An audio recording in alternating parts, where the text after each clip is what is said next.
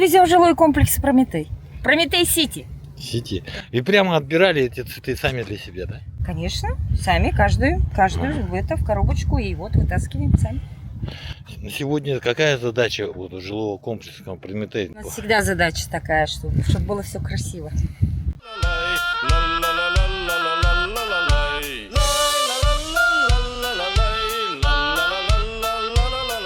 Здравствуйте, с вами журналист Олег Живнин и телепрограмма «Точка взаимодействия».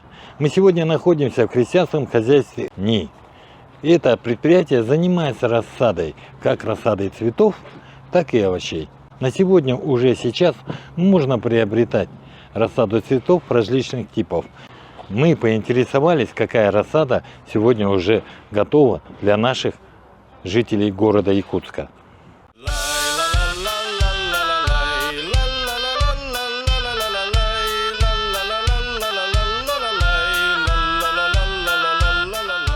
Сезон в этом году очень рано настал, я скажу так, помимо этого. То есть очень рано стали забирать постоянные наши клиенты, то есть которые уже доверяют, уже сколько лет вместе работаем, поэтому они уже вперед. То есть если раньше это забирали после 10-го, то в этом году уже в первых числах мы поставляем. Вот.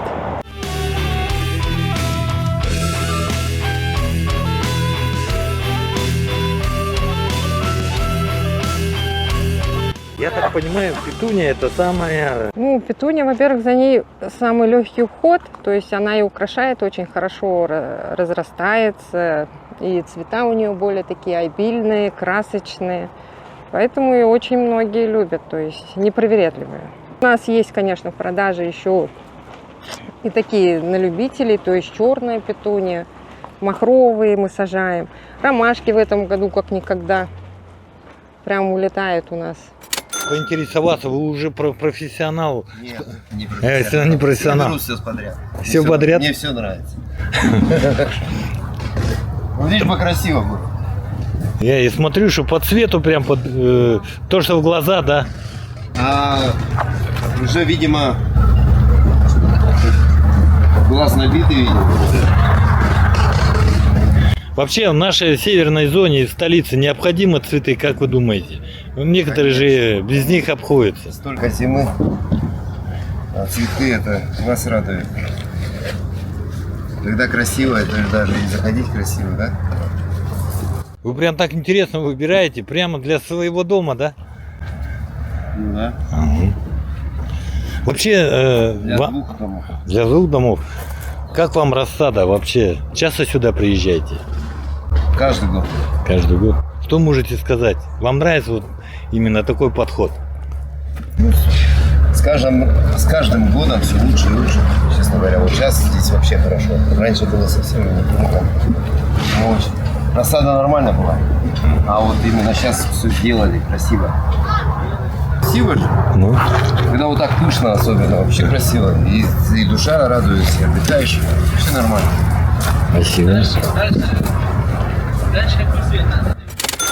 У нас сейчас мода идет, ну, не на цветы, наверное, больше идет на зелень. То есть, Это кусты. да, это куст будет, он будет, ну, тоже у нас в основном все низкорослое. 15-20, то есть он своим красочным листом, красочным этим, как, листьями разбавляется.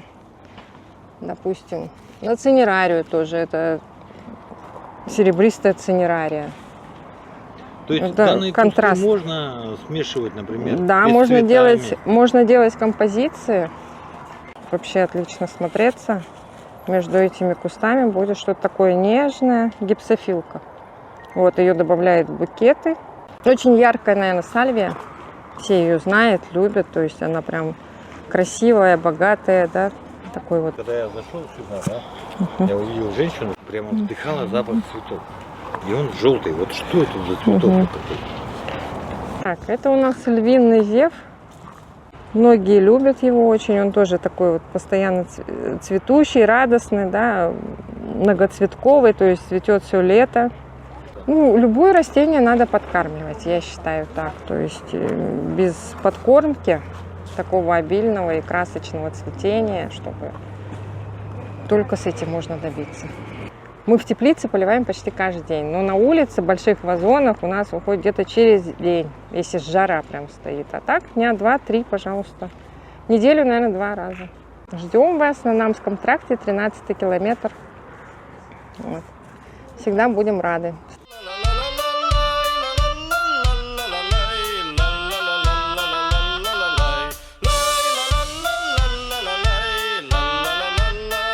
Во-первых, поздравляю с наступающим летом. Хочу всех было здоровья и счастья. И украсили нашими цветами ваши огороды и цветы, палисадники, ну и город, конечно, в первую очередь.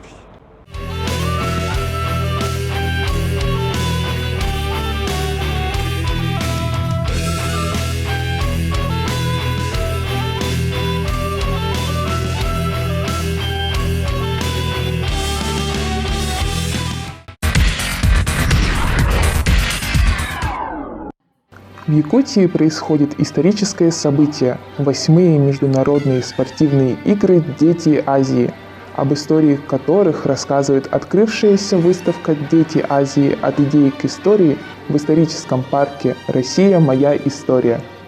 В то время я в полной мере не осознавала, какое важное социально-экономическое значение имеет идея появления и создания вот этих игр.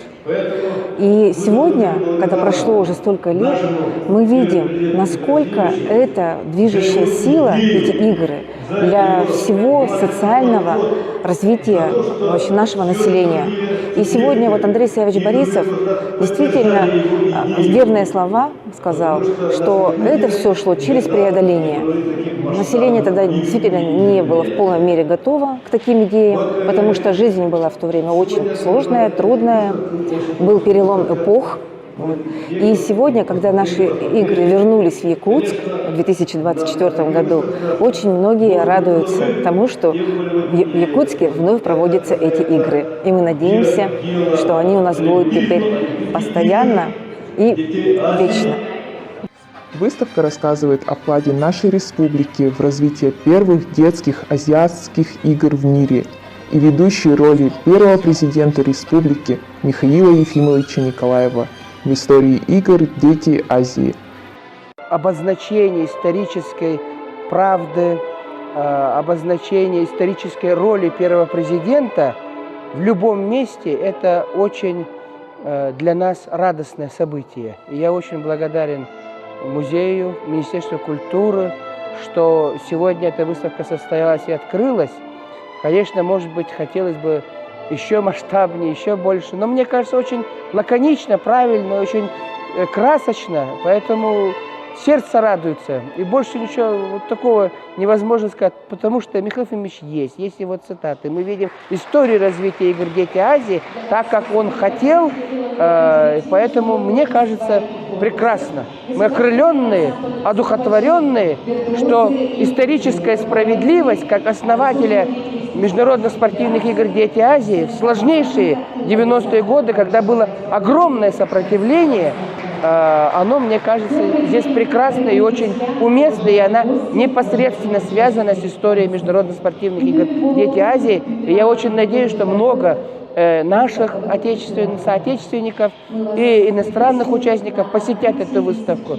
Поэтому я только рад и очень рад.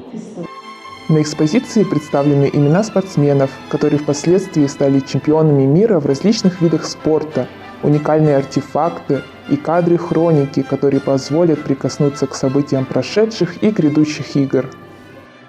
Действительно, первый президент основал игры «Дети Азии», да, оно всколыхнуло, да, не 10 человек, не 50 человек, а тысячи, сотни тысяч, так, якутян, потом россиян, потом мира.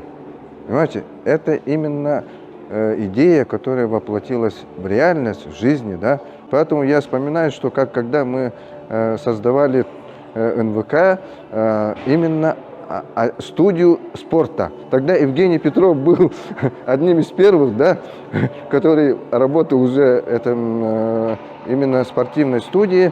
Мы это все начинали, и, конечно, это помогло сохранение истории игр «Дети Азии», как мы это снимали в старых камерах, а сейчас уже новая цифровая техника, да, и это, а в 2000 году мы же игры «Дети Азии» транслировали, уже показывали, уже немножко уже усовершенствовали, и, конечно, потом мы сумели тогда взять сигнал Сиднея, так, и показать приветствие Олимпийских игр именно детей, которые готовились к Олимпийским играм в Сиднее, поприветствовать игры «Дети Азии». Это было тоже одно из планов чуть-чуть поднять уровень международных игр «Дети Азии».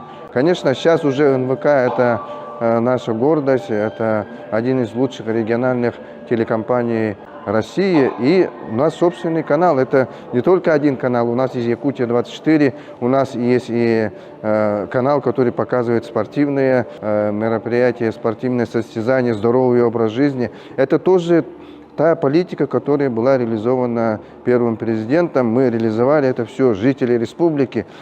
И сегодня, когда открылась вот эта выставка, да, от идеи к истории, это история, которая начиналась именно с указа первого президента, его решения, где вовлечены были многие жители нашей республики.